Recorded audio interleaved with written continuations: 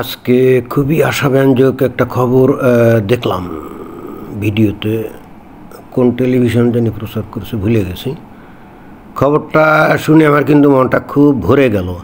আসলে অনেক দিন ধরেই কিন্তু এই ধরনের একটা খবরের অপেক্ষাতে ছিলাম, যদিও একই ধরনের খবরের ওপর একটা অন্য ভিডিও করেছিলাম, বাট সেটা আবার ভিন্ন আঙ্গিকে ছিল।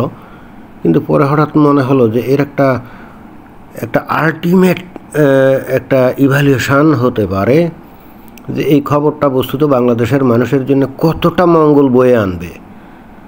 তো কথা না বাড়িয়ে আমরা সেই খবরটা একটু ভিডিও ক্লিপ থেকে শুনি।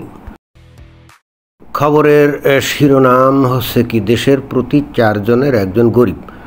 আসলে এখানে গরিব না, একেবারে গরিবের নিচের পর্যায়ে, যাকে কি বলা হয় কি জানি, দারিদ্র সীমার নিচে বাস করে, প্রতি 4 জনের একজন। এটাই হলো খবরের মূল প্রতিপাদ্য। বাংলাদেশে দারিদ্র্য কমানোর ধারাবাহিক অগ্রযাত্রা এখন থমকে গেছে। 3 বছরের মধ্যে দারিদ্র্যের হার বেড়ে দাঁড়িয়েছে প্রায় 28%। তাহলে বর্তমানে বাংলাদেশে 28% মানুষ দারিদ্র সীমার নিচেই বাস করে। এবং এ বিষয়ে একটা ভিডিও কিন্তু আগে আমি করেছিলাম, যেটা আমি আগেই বলেছি, বাট সেটা ভিন্ন আঙ্গিকে ছিল। আমার কাছে হঠাৎ করে মনে হলো যে এর একটা মারাত্মক তাৎপর্যপূর্ণ ব্যাখ্যা আছে, যেটা কিন্তু বাংলাদেশের মানুষের জন্যে দুর্দান্ত একটা খবর হতে পারে। এবং এই জন্যই বস্তুত এই ভিডিওটা বানানোর লোভ আমি সম্বরণ করতে পারিনি। অন্তত 5 কোটি মানুষ আজ দারিদ্র্য সীমার নিচে বসবাস করছেন। তার মানে বাংলাদেশে বর্তমানে লোক সংখ্যা কত? 18-19 কোটি, অনেকে বলে 20 কোটি।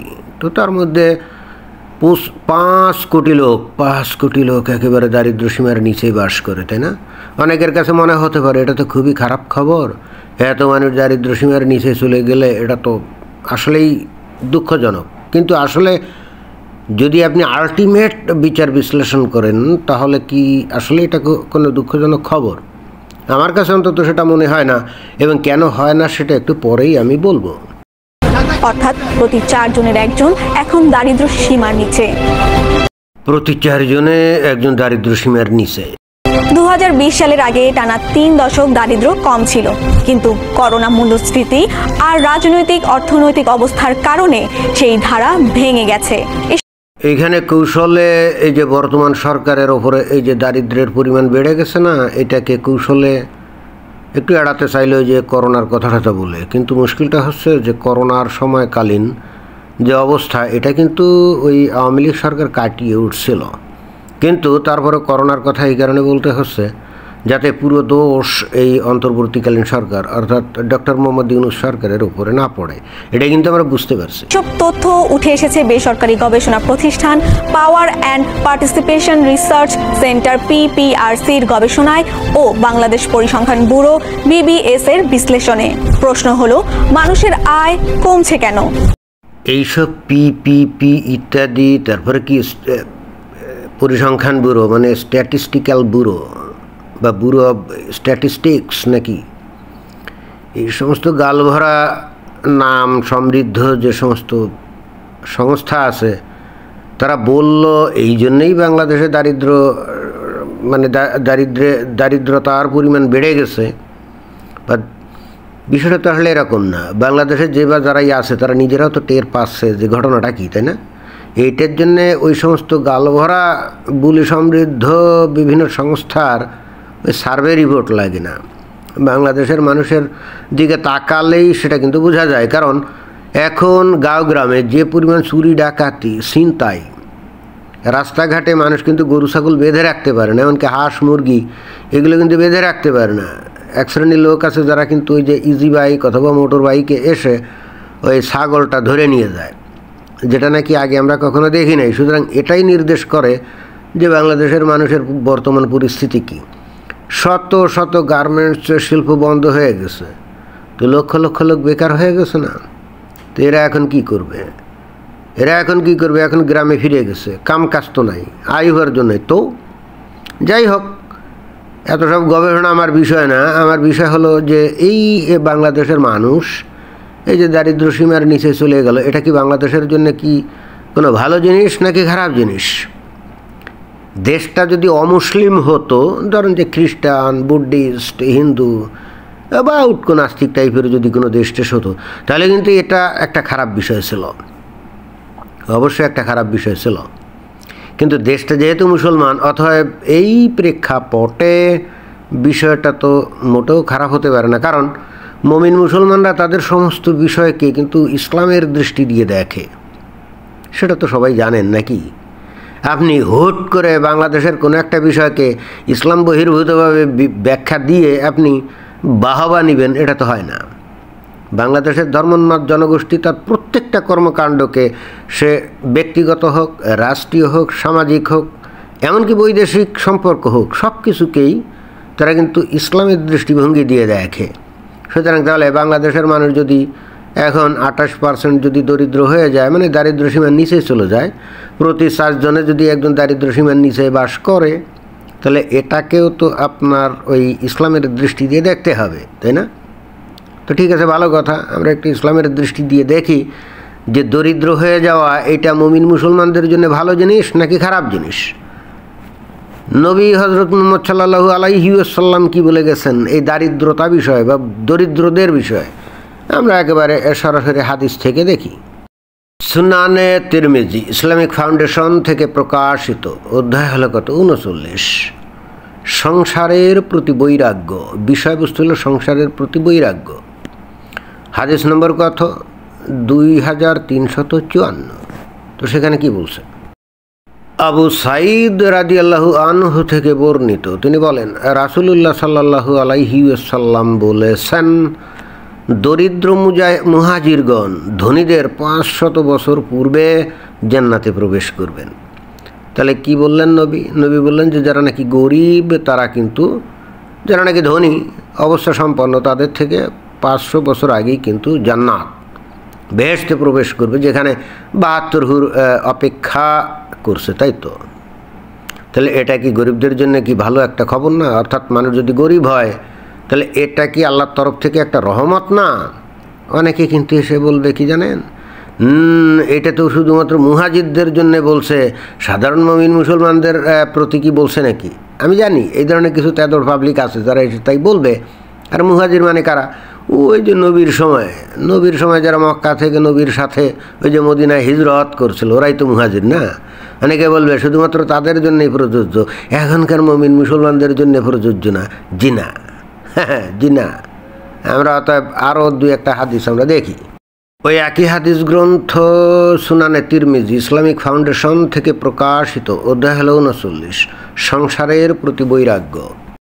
হাদিস নম্বর হলো 2356। এখানে কি বলছে? আবু হুরায়রা রাদিয়াল্লাহু আনহু থেকে বর্ণিত, তিনি বলেন রাসূলুল্লাহ সাল্লাল্লাহু আলাইহি ওয়াসাল্লাম বলেছেন, কি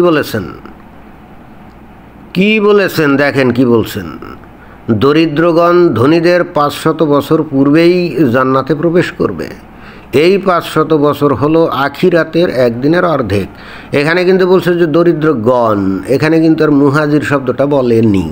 তো দরিদ্রগণ তার মানে কি সাধারণ মুমিন মুসলমান যে দরিদ্র তারাই না?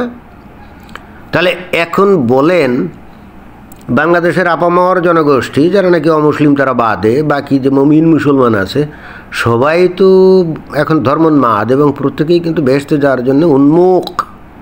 এরা কিন্তু বেহেশতে গিয়ে 72 হুরের সাথে অনন্তকাল যৌনকেলি করার স্বপ্নে বিভোর। এটা তো সত্য কথা।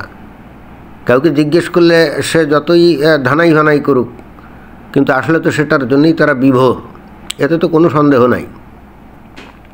কিন্তু কথা হচ্ছে এই সমস্ত লোকজন এরা যদি ধনী হয়ে যায়, অর্থসম্পন্ন হয়ে যায়, তাহলে তো এদের জন্য বেহেশতে যাওয়াটা একটু টাফ হয়ে দাঁড়াবে না? অথচ যারা নাকি দরিদ্র সীমার নিচে বাস করে, দারিদ্র সীমার নিচে বাস করে, তাদের জন্য বেহেশতে যাওয়া খুব ইজি। তাহলে বাংলাদেশের মানুষের জন্য দরিদ্র হওয়া এটা কি আল্লাহর রহমত নাকি আল্লাহর থেকে, মানে কি বলা যায়, আল্লাহর থেকে অভিশাপ কোনটা? মুমিন মুসলমানরা যত দরিদ্র হবে সেটা তাদের জন্য কিন্তু আল্লাহর তরফ থেকে রহমত। অর্থাৎ আল্লাহ বলতে চাচ্ছে যে ঠিক আছে, তোরা দুনিয়াতে কিছুদিন কষ্ট কর, তারপরে খুব দ্রুত তোরা বেহেশতে গিয়ে 72 হুরের সাথে মিলিত হবি, এটাই। তাহলে এখানে ডক্টর মোহাম্মদ ইউনূস সাহেব এখন এই যে ক্ষমতায় থাকার কারণে এই যে বাংলাদেশের মানুষ যে দরিদ্র হয়ে গেছে যাচ্ছে, তো এটা তো আল্লাহর তরফ থেকে রহমত, তাই না? এবং মুসলমানের কাছে এর চাইতে মহামূল্যবান উপহার তো আর কিছুই না। সারা দুনিয়াভি মুসলমানদেরকে যদি দিয়ে দেওয়া হয় তাতেও তো মানে আল্লাহর তরফ থেকে যে রহমত, সেই রহমতের ধারে কাছেও তো তার মূল্য হবে না, তাই না? তাহলে এইটা নিয়ে খবর প্রচার করে আসলে কী বোঝাতে চাচ্ছে এই মিডিয়া, এটা আমার ঠিক বোধগম্য না। এবং এই জিনিসটা উপলব্ধি করে এই যে বাংলাদেশে বর্তমানে যে সমস্ত হুজুর আলেম টালেম আছে না, তারা কিন্তু এই যে এই ডক্টর মোহাম্মদ ইউনূস সাহেবের প্রশংসায় কিন্তু গদগদ। খেয়াল করে দেখেন যে ইসলাম অনুযায়ী সুদ হলো ভয়ঙ্কর রকমভাবে হারাম, মায়ের সাথে জেনা করার সমতুল্য গুনাহ, তাই তো? ডক্টর মোহাম্মদ ইউনূসের মূল যে ব্যবসা ছিল বা আছে এখনও, সেটা কি? গ্রামীণ ব্যাংক, যেটার মূল কারবার হলো ব্যবসা, ওই সুদ। এবং এই 5 আগস্টের আগ পর্যন্ত এই হুজুররা ডক্টর মোহাম্মদ ইউনূসকে ব্যাপকভাবে এই সুদের কারবার হিসেবে ব্যাপক সমালোচনা করছে না? করছে তো। এখন হঠাৎ কি হলো যে এই বাংলাদেশের আলেম ওলামা হুজুররা এই ডক্টর মোহাম্মদ ইউনূসের প্রশংসায় গদগদ? একজন তো বলছে যে নবীর স্টাইলে অনেকটা এই বাংলাদেশে এই ডক্টর মোহাম্মদ ইউনূসের আগমন ঘটেছে। কাজী ইব্রাহিম মনে হয় উনি বোধহয় বলছেন, এবং আমার কাছেও অনেকটা সেরকম মনে হচ্ছে। আসলেই তো অনেকটা নবীর স্টাইলে তার আগমন ঘটছে। বাংলাদেশের আপামর জনগোষ্ঠী, বিশেষ করে মুমিন মুসলমান, তাদেরকে বেহেশতে যাতে শর্টকাটে নিয়ে যাওয়া যায়, এবং সেটাই উনি করছেন। অর্থাৎ বাংলাদেশের অর্থনীতিকে নানা কায়দায়, নানাভাবে, নানা প্ল্যানে, ম্যাটিকুলাস ডিজাইনে পঙ্গু করে দেওয়া হচ্ছে, যাতে করে মানুষের কাজকাম না থাকে, চাকরি বাকরি না থাকে, আয় উপার্জন না থাকে, যাতে তারা গরিব হয়ে যায়, ফকির মিসকিন হয়ে যায়। কেন?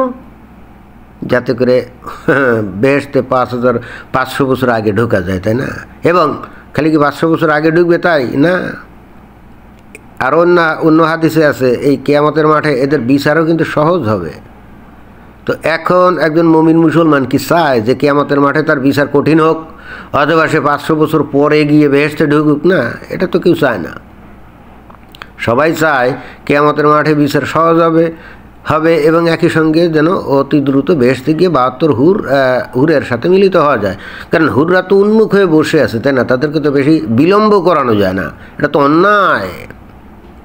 এবং এই হেতু আল্লাহ মনে হয় মুখ সে তাকিয়েছে বাংলাদেশের মানুষের প্রতি, অর্থাৎ তার বক্তব্য বলল যে আমি হুর তৈরি করে বেহেশতে রাখছি, তারা এমনিতেই দীর্ঘদিন ধরে অপেক্ষাতেই আছে। তো তোরা নানা রকম আকাম কুকাম করবি, ধনী হবি, পয়সা কড়ি উপার্জন করবি, করে তারপরে দেরি করে বেহেশতে আসবি, এতে তো হুরা কষ্ট পাবে। এবং বস্তুত এই হুরদের কষ্ট সহ্য করতে না পেরে, এবং একই সাথে বাংলাদেশের মুমিন মুসলমানদের যে ধর্মোন্মাদনা, এইটা দেখে আল্লাহ প্রীত হয়ে সম্ভবত এই বাংলাদেশে ডক্টর মোহাম্মদ ইউনূসকে পাঠিয়েছে, যাতে করে বাংলাদেশের মানুষ সব হতদরিদ্র হয়ে যায়। আপাতত 28% হয়েছে।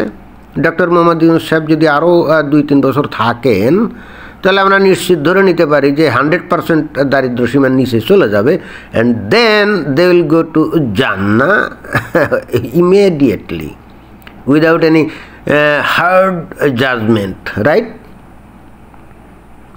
ভাই, আমার কাছে এটাই মনে হয়েছে, এবং আমার কাছে মনে হয়েছে এর চাইতে ভালো ব্যাখ্যা আর হতেই পারে না। তো এটাই ছিল বক্তব্য। ধন্যবাদ।